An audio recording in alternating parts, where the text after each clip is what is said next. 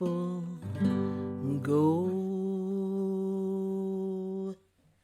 Let my people go. Wow. Yes. Exodus. This is Kathy of kathysright.com.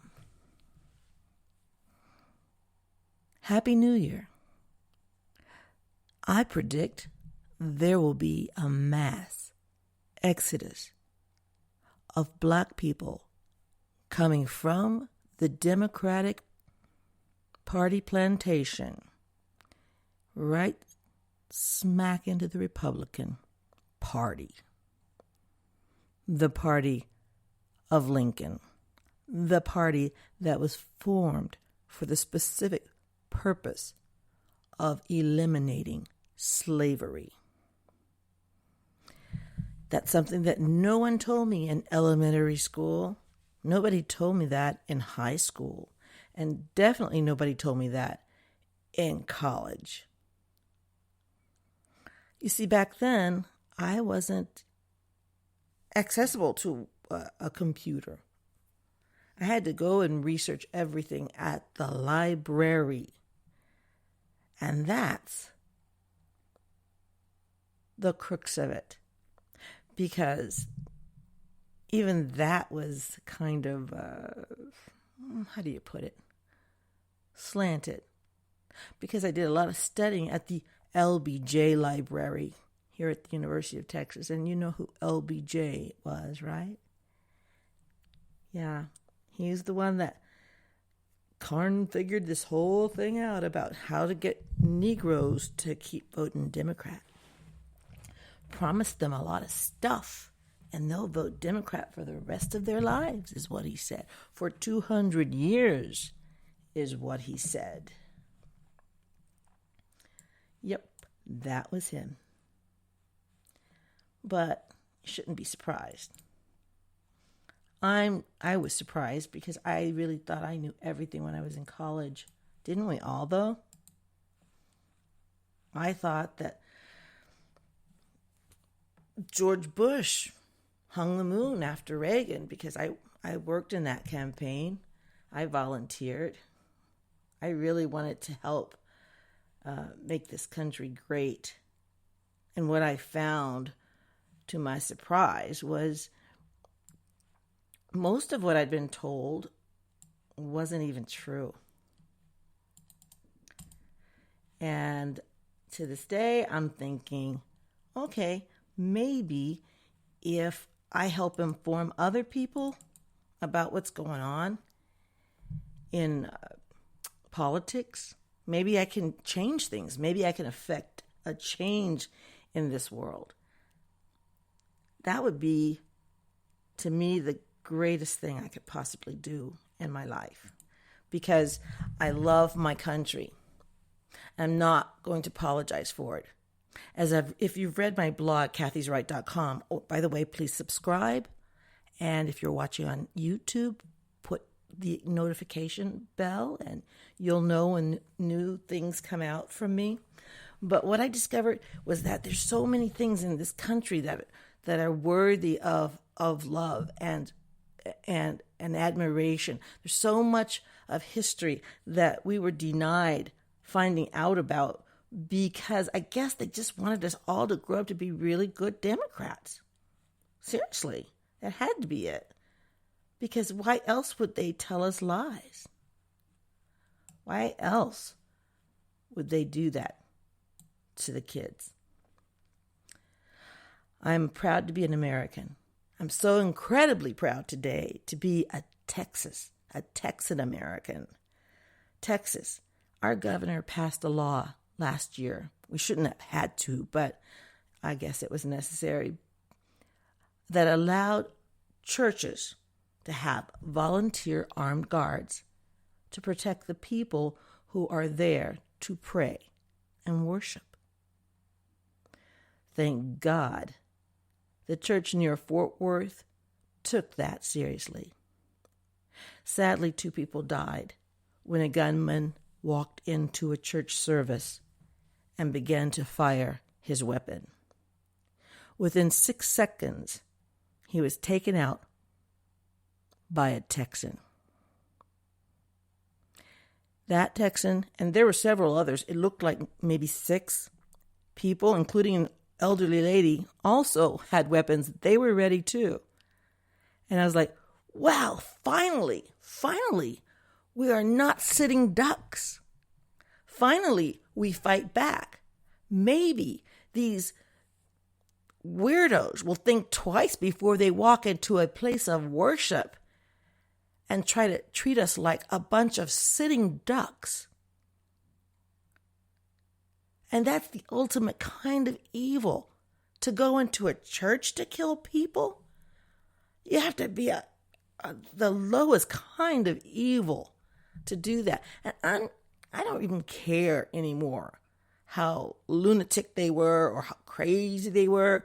Or, I still think a lot of it has to do with a lot of medication, but that's just me. But I'm telling you, because it never happened when I was a kid, this wasn't a trend even in the wild, wild west. People didn't go into churches and shoot people. This is a recent phenomenon, and they're copying each other. It's scary, but it's less scary when we have protection. So that gunman, it was as if he brought a knife to a gunfight, because he was outnumbered and outgunned. And he won't be doing that ever again. Now, when he meets his maker, good riddance. But I'm very sad for the 2 good people. One of them who was serving communion at the church, they both died, and they had families who loved them and they loved. God bless them. I serve communion at my church too. It's something I've been doing since 1997, and I love it so much. It's like when a master serve, I feel like, oh yes, I get to serve. It's not a chore. It's a privilege. It's an honor.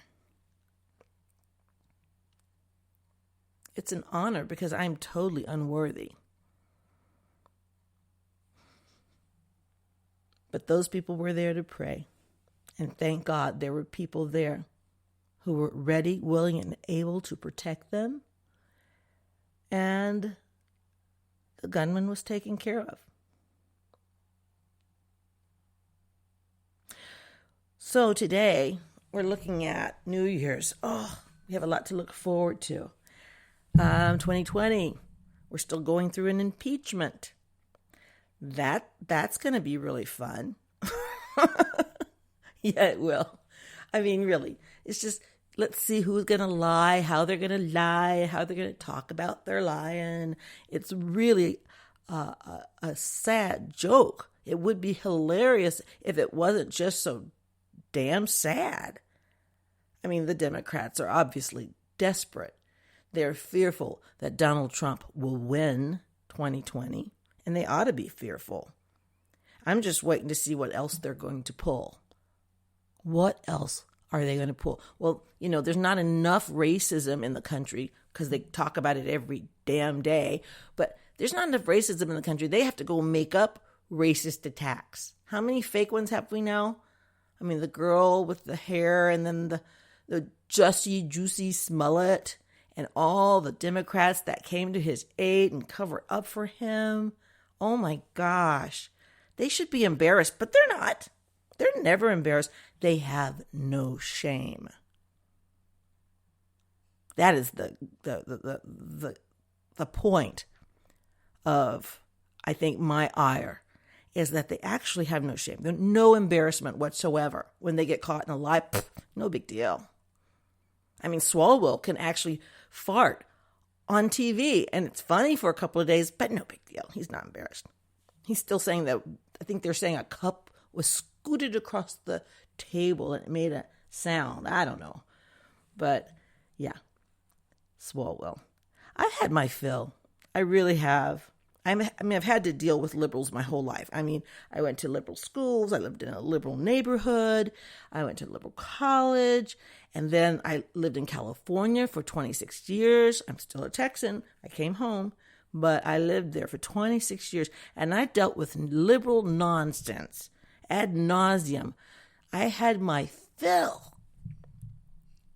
I had my fill of liberals patting me on the head like they're trying to take care of me, when they really are looking down on me because I happen to have brown skin.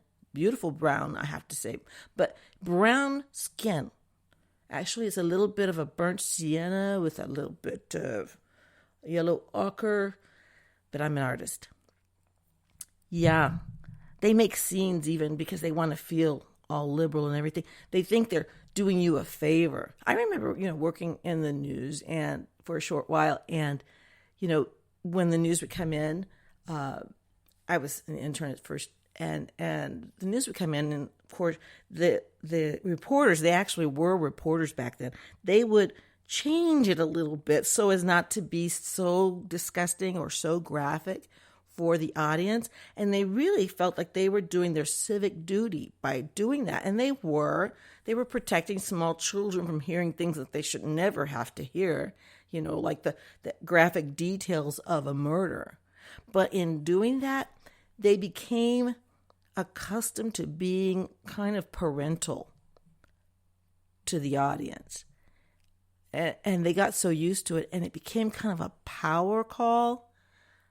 I don't know if I'm saying that right, because when you become used to controlling the information that people receive, I think after a while, with a lack of humility, you begin to think that your version of what you're telling them, you're doing what's good for them, and you know what's best for them, and therefore you're the righteous one. You're the one that's really smart, and you're the one making those decisions for us. And, thank God there's liberals like you in that field to do that for us. But we no longer need it. We have the internet now. We can see things as vile and degraded as we want to, if that's your thing. But the Democrats will destroy this country if we let them. They want to give our country over to globalists and socialists. And I really don't think that's what my father and my grandfather went and fought in wars for. If anything, it would be against that. If anything, they risked their lives, got injured.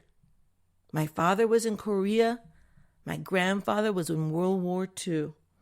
He was proud to have served in World War II. In fact, he served under General MacArthur. And he named his son, when he came home from the war, he named his son MacArthur. That was his first name. He was pretty incredible. There's been a lot of other things going on this week, but I think there's some things we need to talk about. When you think about how they concocted, or Jesse Smollett concocted his story, and they say they haven't proved it, but it's pretty obvious to anybody paying the slightest bit of attention. But when he concocted that kind of gave me a heads up, because I'm thinking if he would go that far and there would be all these Democrats, including the district attorney, people who were bending the rules, so to speak, so as not to embarrass him because he's a fellow Democrat. And he's been seen pictured in rallies and stuff with, what's the pencil that guy's name in the impeachment? I'll get to that later. But anyways, that's exactly who he was. And he's part of this resistance and all of that. And I find that I don't think that's going to be the end of it. I think there's going to be more of that. I think there will be some concocted episodes because they see that blacks are leaving. Blexit and Walkaway are powerful. They are helping. They're waking people up, particularly people of my color. And I am so glad that that's happening because we have been in the dark. I was fooled too. I felt, even though I was a Republican, I believed the stuff that I learned in school. I didn't know that Martin Luther King was a Republican, a registered